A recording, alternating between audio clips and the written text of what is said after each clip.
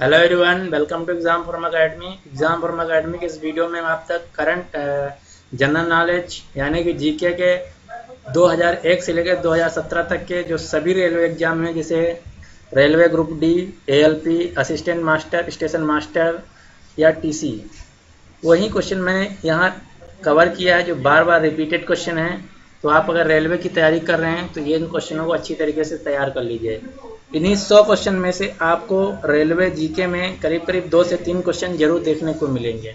पहला क्वेश्चन है, एकमात्र भारतीय जिसको अर्थशास्त्र में नोबेल पुरस्कार मिला उसका क्या नाम है। एकमात्र भारतीय जिसको अर्थशास्त्र में नोबेल पुरस्कार मिला उसका क्या नाम है। उत्तर हो जाएगा प्रोफेसर अमर्त्य सेन। प्रोफेसर अमर्त्य सेन को एकमात्र भारतीय हैं जिनको अर्थशास्त्र में नोबेल पुरस्कार मिला है। अगला क्वेश्चन है, वायुमंडल की सबसे निचली सतह को क्या कहते हैं। वायुमंडल की सबसे निचली सतह को क्या कहते हैं। उत्तर हो जाएगा क्षोभ मंडल। वायुमंडल की सबसे निचली सतह को कहते हैं क्षोभ मंडल। अगला क्वेश्चन है, भारत का प्रथम गवर्नर जनरल कौन था। भारत का प्रथम गवर्नर जनरल कौन था। उत्तर हो जाएगा William Bentinck. William Bentinck Bharat का प्रथम गवर्नर जनरल था। अगला क्वेश्चन है, भारत में कौन सा राज्य एस्बेस्टास का सर्वाधिक उत्पादक है। भारत का कौन सा राज्य सर्वाधिक एस्बेस्टास का उत्पादक। उत्तर हो जाएगा राजस्थान राज्य। राजस्थान राज्य में सबसे ज़्यादा एस्बेस्टास उत्पादन किया जाता है।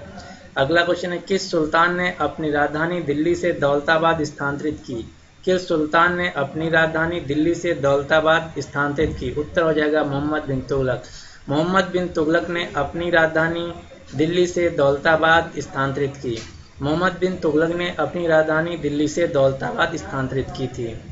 अगला क्वेश्चन है, धर्म चक्र परिवर्तन कहाँ किया गया। धर्म चक्र परिवर्तन कहाँ किया गया। उत्तर हो जाएगा सारनाथ। बौद्ध जी ने जो प्रवचन दिया सर्वप्रथम उसको कहते हैं धर्म चक्र परिवर्तन। तो कहाँ दिया, सारनाथ में। इसीलिए कहते हैं धर्म चक्र परिवर्तन कहाँ किया गया, सारनाथ में। आर्य समाज की स्थापना किसने की। आर्य समाज की स्थापना किसने की। उत्तर हो जाएगा स्वामी दयानंद सरस्वती। स्वामी दयानंद सरस्वती ने आर्य समाज की स्थापना की। अगला क्वेश्चन है, पुस्तक द अनसीन इंदिरा गांधी के लेखक कौन है। पुस्तक द अनसीन इंदिरा गांधी के लेखक कौन है। उत्तर हो जाएगा doctor KP. Mathur. Doctor KP. Mathur पुस्तक द अनसीन इंदिरा गांधी के लेखक हैं। अगला क्वेश्चन है, लाल रक्त कणिकाओं का निर्माण हमारे शरीर के किस भाग में होता है। लाल रक्त कणिकाओं का निर्माण हमारे शरीर के किस भाग में होता है। उत्तर हो जाएगा अस्थि मज्जा, यानी कि इंग्लिश में बोलते हैं उसको बोन मैरो। लाल रक्त कणिकाओं यानी कि रेड ब्लड कॉर्पल्स यानी कि आरबीसी का निर्माण हमारे शरीर में अस्थि मज्जा यानी कि बोन मैरो में होता है। अगला क्वेश्चन है, किसने बाबर को सर एपुल के युद्ध में पराजित किया था। किसने बाबर को सर एपुल के युद्ध में पराजित किया था। उत्तर हो जाएगा शैबानी खां। शैबानी खां ने बाबर को सर एपुल के युद्ध में पराजित किया था। अगला क्वेश्चन है, ब्रह्म समाज की स्थापना किसने की। ब्रह्म समाज की स्थापना किसने की। उत्तर हो जाएगा राजा राम मोहन राय। राजा राम मोहन ने ब्रह्म समाज की स्थापना की थी। अगला क्वेश्चन, कौन सा देश कुल क्षेत्रफल तथा कुल जनसंख्या 2014 के अनुसार दोनों की दृष्टि में विश्व में 5वें स्थान पर है। वह कौन सा देश है जो कुल क्षेत्रफल तथा कुल जनसंख्या 2014 के आंकड़ों के हिसाब से दोनों दृष्टि में विश्व में 5वें स्थान पर। उत्तर हो जाएगा ब्राजील। ब्राजील देश विश्व में 5वें स्थान पे है क्षेत्रफल और जनसंख्या दोनों की दृष्टि से। अगला क्वेश्चन है, किस उपकरण द्वारा यांत्रिक ऊर्जा को विद्युत ऊर्जा में परिवर्तित किया जाता है। उत्तर हो जाएगा डायनमो। डायनमो के द्वारा यांत्रिक ऊर्जा को विद्युत ऊर्जा के द्वारा परिवर्तित किया जाता है। डायनमो के द्वारा यांत्रिक ऊर्जा को विद्युत ऊर्जा में परिवर्तित किया जाता है। अगला question, servants of India society की स्थापना किसने की। सर्वेंट्स ऑफ इंडिया सोसाइटी की स्थापना किसने की। उत्तर हो जाएगा गोपाल कृष्ण गोखले। गोपाल कृष्ण गोखले ने सर्वेंट्स ऑफ इंडिया नामक सोसाइटी की स्थापना की। अगला क्वेश्चन है, दिल्ली स्थित लाल बहादुर शास्त्री की समाधि का क्या नाम है। दिल्ली स्थित लाल बहादुर शास्त्री जी की समाधि का क्या नाम है। उत्तर हो जाएगा विजय घाट। विजय घाट जो स्थान है वो दिल्ली में लाल बहादुर शास्त्री की समाधि स्थल का नाम है। स्मार्ट सिटीज मिशन में जल तथा मल जल सीवेज का वित्त पोषण जिस राजस्व से होगा वह कर कौन सा है। वह कर होगा चुंगी तथा प्रवेश कर। चुंगी तथा प्रवेश कर के हिसाब के द्वारा स्मार्ट सिटी में जल तथा सीवेज का वित्त पोषण किया जाएगा। अगला क्वेश्चन है 1 किलोबाइट यानी कि 1 KB में कितने बाइट्स होते हैं? उत्तर हो जाएगा 1024 बाइट। 1 KB में 1024 बाइट होते हैं। अगला क्वेश्चन इंडियन नेशनल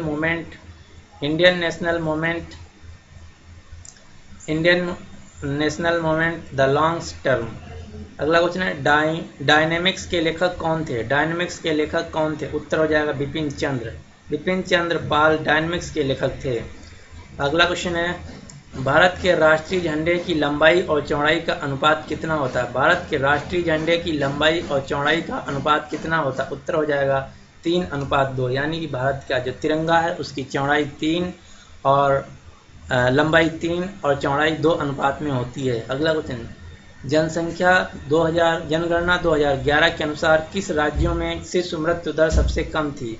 जनगणना 2011 के अनुसार किस राज्यों में शिशु मृत्यु दर सबसे कम थी? उत्तर हो जाएगा केरल राज्य। केरल राज्य में जनगणना 2011 के अनुसार शिशु मृत्यु दर सबसे कम थी। अगला क्वेश्चन भारतनाट्यम शैली मुख्यतया किस राज्य से संबंधित मानी जाती है? भारतनाट्यम नृत्य शैली मुख्यतया किस राज्य से संबंधित मानी जाती है? उत्तर हो जाएगा तमिलनाडु। तमिलनाडु राज्य का मुख्य नृत्य जो है वो है भारतनाट्यम। मध्य प्रदेश में पीतमपुरम को किसके लिए जाना जाता है? मध्य प्रदेश में पीतमपुरम को किसके लिए जाना जाता है? उत्तर हो जाएगा ऑटोमोबाइल। मध्य प्रदेश में पीतमपुरम को ऑटोमोबाइल के नाम के लिए जाना जाता है। अगला क्वेश्चन है दिल्ली स्थित महात्मा गांधी की समाधि का क्या नाम है? दिल्ली स्थित महात्मा गांधी की समाधि का क्या नाम? उत्तर हो जाएगा राजघाट। दिल्ली में जो महात्मा गांधी की समाधि स्थल का नाम है उसका नाम है राजघाट। अगला क्वेश्चन किसने लुप्त होती महिलाएं का विचार दिया? किसने लुप्त होती महिलाएं का विचार दिया? उत्तर होगा अमर्त्य सेन। अमर्त्य सेन जो कि भारत के एकमात्र अर्थशास्त्र में नोबेल प्राइज प्राप्त करता है, उन्होंने लुप्त होती महिलाओं का विचार दिया। अगला क्वेश्चन पशुओं में मिल्क फीवर बीमारी किसकी कमी के कारण होता है? पशुओं में मिल्क फीवर बीमारी किसकी कमी के कारण होता है? उत्तर हो जाएगा कैल्शियम की कमी के कारण।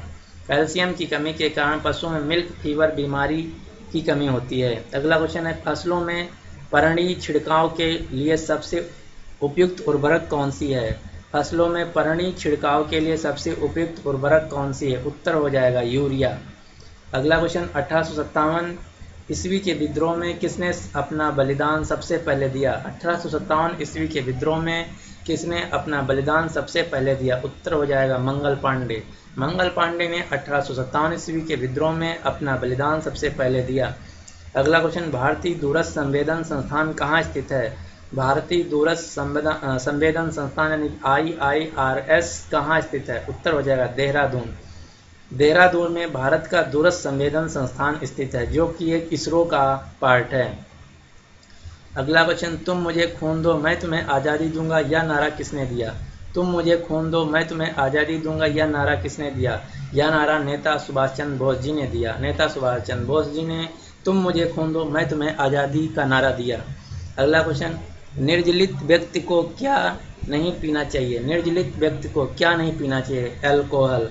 निर्जलित व्यक्ति को अल्कोहल नहीं पीना चाहिए। अगला क्वेश्चन भारत की मुख्य भूमि का दक्षिणतम किनारा कौन सा है? भारत की मुख्य भूमि का दक्षिणतम किनारा कौन सा? उत्तर हो जाएगा कन्याकुमारी। कन्याकुमारी भारत की मुख्य भूमि का दक्षिणतम किनारा है।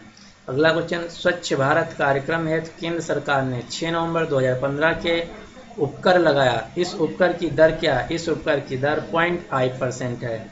0.5% भारत में स्वच्छता अभियान के तहत कर लिया जाता है।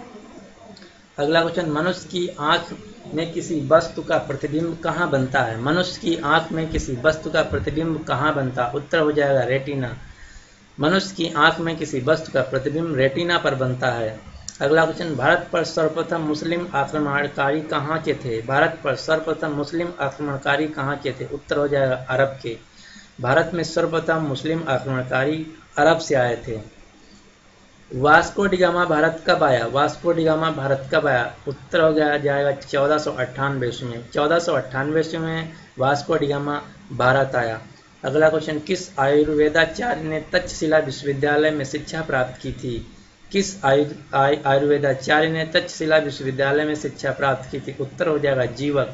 जीवक नामक आयुर्वेदाचार्य ने तक्षशिला विश्वविद्यालय में शिक्षा प्राप्त की थी। अगला क्वेश्चन, हरे पौधों द्वारा भोजन बनाने की क्रिया को क्या कहते हैं? हरे पौधों द्वारा भोजन बनाने की क्रिया को क्या कहते हैं? उत्तर हो जाएगा प्रकाश संश्लेषण। हरे पौधों द्वारा भोजन बनाने की क्रिया को हम प्रकाश संश्लेषण कहते हैं। अगला क्वेश्चन, 1935 ईस्वी का गवर्नमेंट्स ऑफ इंडिया एक्ट क्यों महत्वपूर्ण है? 1935 ईस्वी का गवर्नमेंट्स ऑफ इंडिया एक्ट क्यों महत्वपूर्ण है? उत्तर हो जाएगा यह भारतीय संविधान का प्रमुख स्रोत है। 1935 का गवर्नमेंट्स ऑफ इंडिया एक्ट इसलिए महत्वपूर्ण है क्योंकि यह भारतीय संविधान का प्रमुख स्रोत है। वर्ष 2014 में विश्व के 186 देशों में मानव का, ये क्वेश्चन पुराना हो गया, ये इंपॉर्टेंट नहीं है, आपको ये तैयार करना नहीं है। अगला क्वेश्चन है, संविधान सभा की प्रारूप समिति के अध्यक्ष कौन थे? संविधान सभा की प्रारूप समिति के अध्यक्ष कौन थे? उत्तर हो जाएगा डॉक्टर भीमराव अंबेडकर। डॉक्टर भीमराव अंबेडकर संविधान सभा की प्रारूप समिति के अध्यक्ष थे। अगला क्वेश्चन, लॉर्ड वेलेजली के साथ सबसे पहले सहायक संधि किस राज्य के शासक ने की थी? लॉर्ड वेलेजली के साथ सबसे पहले सहायक संधि किस राज्य के शासक ने की थी? उत्तर हो जाएगा हैदराबाद के निजाम ने। हैदराबाद के निजाम ने सबसे पहले लॉर्ड वेलेजली के साथ सहायक संधि की थी। अगला क्वेश्चन, पेरियार वन्य जीव अभ्यारण्य किस राज्य में स्थित है? पेरियार वन्य जीव अभ्यारण्य किस राज्य में स्थित है? उत्तर हो जाएगा केरल राज्य। केरल राज्य में पेरियार वन्य जीव अभ्यारण्य स्थित है। अगला क्वेश्चन, मानव शरीर की किस ग्रंथि को मास्टर ग्रंथ कहा जाता है? मानव शरीर की किस ग्रंथि को मास्टर ग्रंथ कहा जाता है? उत्तर हो जाएगा पीयूष ग्रंथ।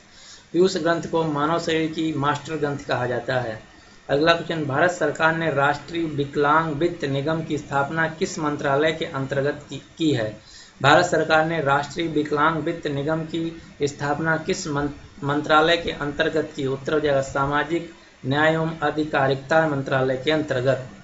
अगला क्वेश्चन, नोबेल पुरस्कार पाने वाला पहला भारतीय नागरिक कौन था? नोबेल पुरस्कार पाने वाला पहला भारतीय नागरिक कौन था? उत्तर हो जाएगा रविन्द्रनाथ टैगोर, जिन्होंने 1913 ईस्वी में पाया था।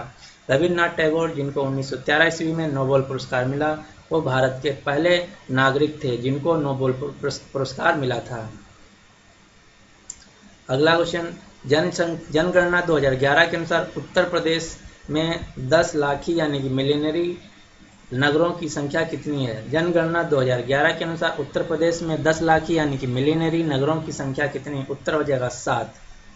अगला क्वेश्चन, किस विटामिन की कमी से खून का रुकाव बंद नहीं होता? किस विटामिन की कमी से खून का रुकाव बंद नहीं होता? उत्तर हो जाएगा विटामिन के। विटामिन के की कमी से शरीर में खून का रुकाव बंद नहीं होता। अगला क्वेश्चन, किसने रानी लक्ष्मीबाई रेजिमेंट की स्थापना की? किसने रानी लक्ष्मीबाई रेजिमेंट की स्थापना की? उत्तर हो जाएगा सुभाष चंद्र बोस ने। सुभाष चंद्र बोस ने रानी लक्ष्मीबाई रेजिमेंट की स्थापना की। विश्व में माउंट एवरेस्ट पर चढ़ने वाला प्रथम महिला कौन थी? विश्व में माउंट एवरेस्ट पर चढ़ने वाली प्रथम महिला कौन थी? उत्तर हो जाएगा जापान की जुनको तबाई। जापान की जुनको तबाई माउंट एवरेस्ट पर चढ़ने वाली विश्व की पहली महिला थी। अगला क्वेश्चन, पौधों में फ्लोएम मुख्यतः किसके लिए उत्तरदायी होता है? पौधों में फ्लोएम मुख्यतः किसके लिए उत्तरदायी होता है? उत्तर हो जाएगा आहार वाहन के लिए। आहार वाहन यानी कि आहार को ट्रांसपोर्टेशन, एक स्थान से दूसरे स्थान तक पहुंचाने के लिए फ्लोएम मुख्य भूमिका निभाता है। ये हमारे थे 100 मोस्ट इम्पॉर्टेंट जीके यानी कि जनरल नॉलेज के क्वेश्चन। इसमें मैंने history, geography, polity, physics, chemistry, bio सभी से क्वेश्चन कवर किए हैं। ये सभी क्वेश्चन 2001 से लेकर 2016 तक के सभी रेलवे एग्जाम से बार बार रिपीटेड क्वेश्चन हैं। आप इनको अच्छी तरीके से तैयार कर लीजिए, और अगर इसी प्रकार के और वीडियो चाहते हैं तो हमारे चैनल एग्जाम फ्रॉम अकेडमी को आप सब्सक्राइब कर सकते हैं। सब्सक्राइब करने से ये होगा कि जब मैं अगला वीडियो लाऊंगा आपको नोटिफिकेशन मिल जाएगा। Thanks for watching.